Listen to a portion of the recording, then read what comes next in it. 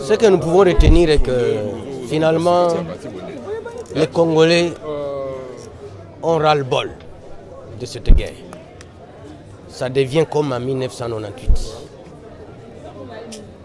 où les Congolais se sont encore levés contre la première ou la deuxième agression du Rwanda contre la République démocratique du Congo.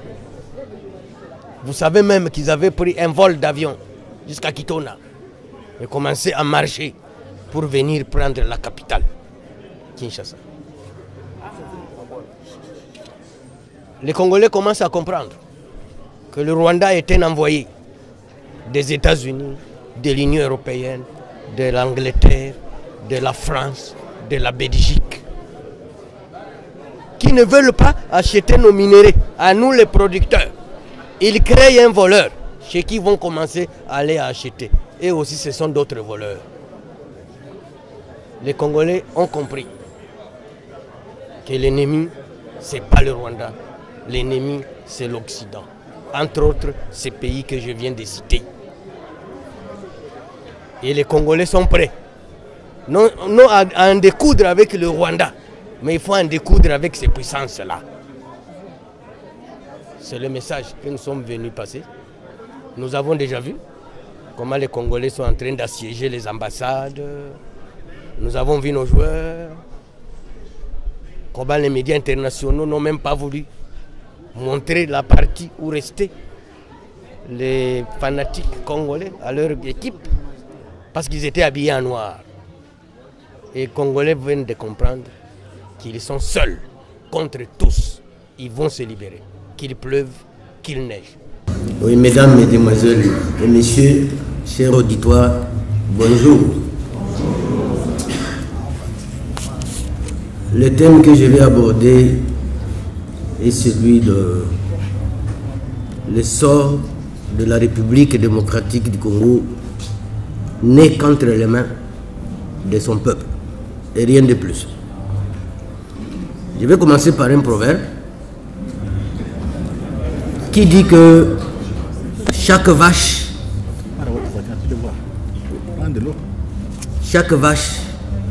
finit par supporter sa bosse. C'est le cas de notre pays aujourd'hui. Je suis un témoin de l'histoire dans la sous-région des Grands Lacs. Et je vais commencer par une illustration que moi j'ai vécue au Burundi. Vous savez qu'en 1992, il y a eu plus de 400 000 morts Hutus sous le régime de Micombero. Et ces Hutus-là, on venait les récupérer à la maison et monter dans des camions comme des moutons. Les Tutsis allaient creuser des fosses communes et les bennes renversaient des êtres humains dans ces fosses communes et ils découvraient. Alors nous sommes en 1982, je viens d'obtenir mon petit diplôme d'État. J'ai une promesse d'une bourse d'études aux États-Unis. Je dois passer par le Bujumbura, mais je n'ai pas de passeport. L'américaine avec laquelle je devais voyager me dit non, je vais chercher le passeport pour toi à Kinshasa. Elle est venue ici. Elle a fait plus d'une année sans revenir. Alors moi, je me fais engager comme un petit enseignant dans une école privée. Et on me donne les cours de français dans 2 classes de 6e. Ma première journée d'enseignement, j'entre dans la salle de classe. On me présente le directeur. J'ai 22 ans. En regardant dans la salle, je trouve qu'il y a de plus âgés que moi. En 6e année primaire. Alors je me mets à écrire la date au tableau. Je mets mon sujet à enseigner. Le peu de temps que j'ai tourné le dos au tableau, j'ai tourné le dos aux élèves, moi écrivant au tableau, en retournant, je me rends compte que 3/4 d'élèves sont sortis.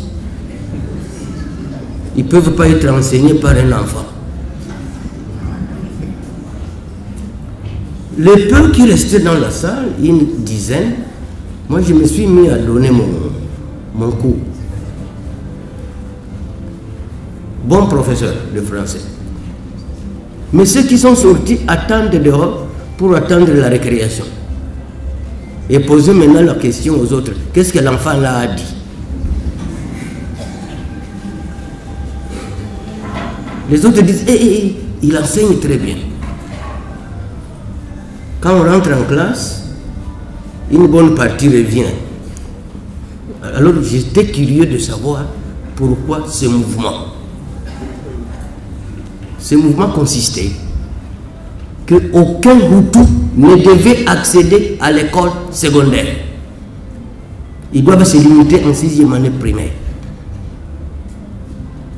C'est ainsi que tu quittes la 5e année primaire, tu vas en 6e, tu doubles de classe, le triplement est interdit, l'année prochaine tu rentres en 5e, tu y passes encore une année, et l'année qui vient, tu reviens encore en 6e, la barbe pousse.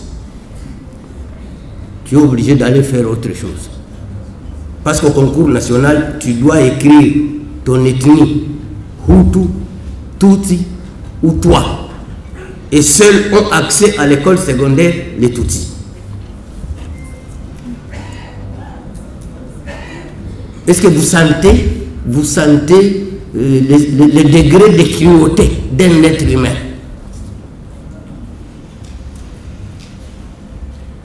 Maintenant moi, Bitakwira, mon père a été égorgé vif en 1966. J'avais 6 ans. J'ai vu chez moi des gens fuir chez eux. Ils fuient la guerre, ils fuient la famille, ils viennent, ils parlent le Kinyarwanda. D'un coup, 10 ans, 15 ans après, non, ce n'est plus du Kinyarwanda. Nous fabriquons un autre nom. Le village de ma mère devient une tribu. J'ai voté à Moulengue le 20 décembre. Et maintenant, quand vous tentez d'expliquer, le monde tombe sur toi, haine tribale, discours de haine, allez, sanction. Mes chers frères et sœurs, cette guerre qu'on nous mène n'est pas différente de la ségrégation raciale aux États-Unis. Elle n'est pas différente de l'apartheid en Afrique du Sud.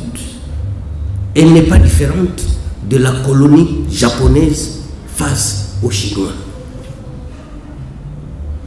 Et donc, mon exposé ici va vous permettre de comprendre que la responsabilité est partagée. Soit nos dirigeants prennent au sérieux cette guerre, le peuple s'ensuit, accompagne, soit nous disparaissons. C'est le choix à opérer. Parce que quand il y a eu la ségrégation raciale aux États-Unis, si Martin Luther King n'était pas né, ne s'était pas levé, elle n'aurait jamais pris fin. Jamais. Bien comme dit le professeur Kabongo, il y a encore ces séquelles, mais toutefois, on a quand même eu un président noir aux États-Unis. C'est la victoire du combat de Martin Luther King. Quand je vois des petits magiciens devenus pasteurs ici, en train de jouer avec le peuple, sans penser à notre avenir, si j'étais décideur, je les amènerais tous à Ngenga pour aller prier là-bas. Je les amènerais tous à Ngenga. Parce que l'ennemi a plusieurs stratégies. La stratégie de distraire. La stratégie de distraire. Pour que vous oubliez ce que vous êtes en train de subir. Et il n'y a personne pour amener le peuple. Attention, qu'on ne nous distraie pas. Nous sommes en guerre. Mao a créé cette brigade-là. On te trouve au JB, au Fali, au Werrason, au 6 mois de prison. Tous les yeux braqués sur Bunagana. Quand est-ce qu'on va libérer Bunagana? C'est pour quand? Monsieur le Président, on libère Bunagana quand? Vous avez besoin de quoi? Vous manquez quoi?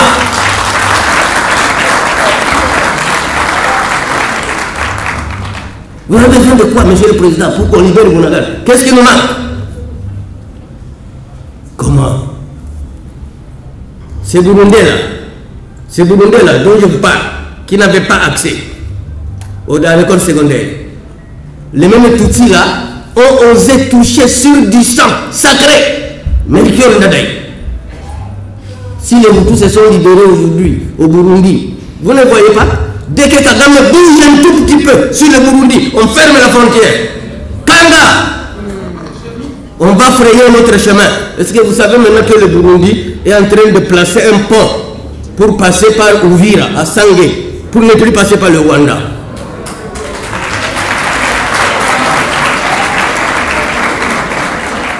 Ici, on nous rabat les oreilles, que nous sommes morts à 15 millions, on n'a jamais fermé la frontière. On n'a jamais rompu les relations diplomatiques. Dans quelle guerre nous sommes? Dans quelle guerre nous sommes? C'est quelle guerre? De complaisance amicale, ou alors ceux qui meurent, le lendemain ils ressuscitent, s'il est mort à Rutshuru, on les retrouve en Bandaka, les jours qui suivent. Et nous devons pousser les dirigeants à comprendre à la même dimension que nous, que l'ennemi n'est pas aussi fort comme on le prétend. Il n'est pas aussi fort comme on le prétend. Nous avons les racines de ce qui nous mène la guerre, ici. Heureusement que déjà la tendance, j'ai vu que les gens commencent à aller assiéger certaines ambassades. On ne va pas les assiéger, on va les fermer.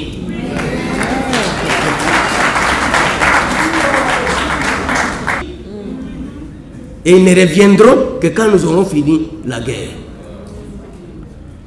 Aucune mesure que le Congo a déjà prise contre le Rwanda. Aucune.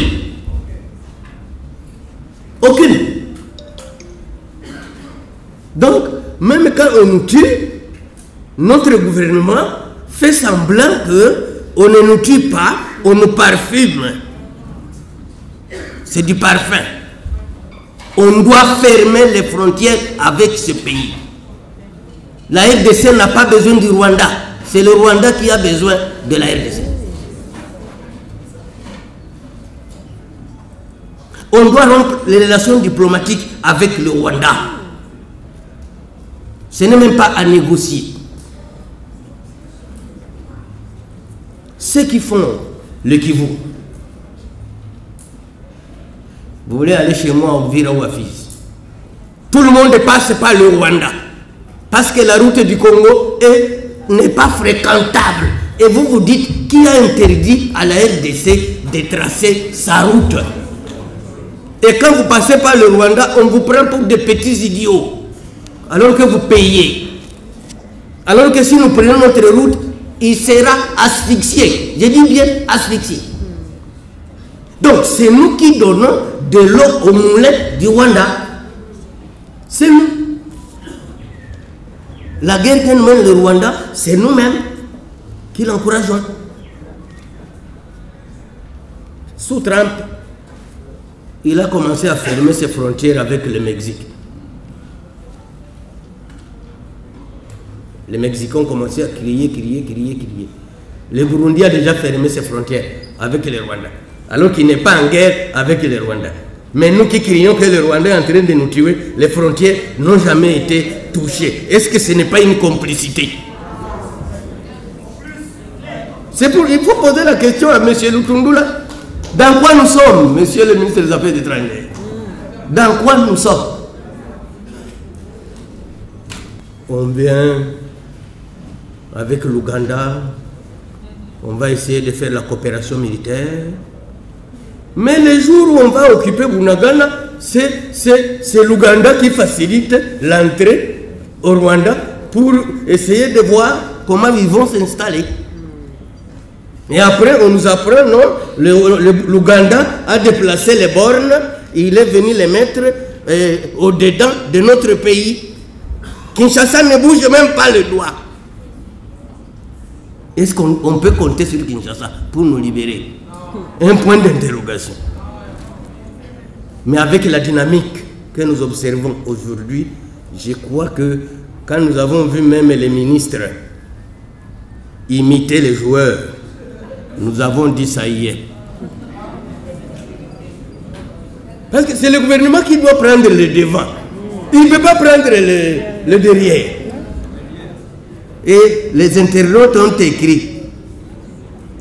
Ils font aussi comme on fait les joueurs. Est-ce qu'ils vont entrer en action? Nous espérons que c'est un message d'entrer maintenant en action.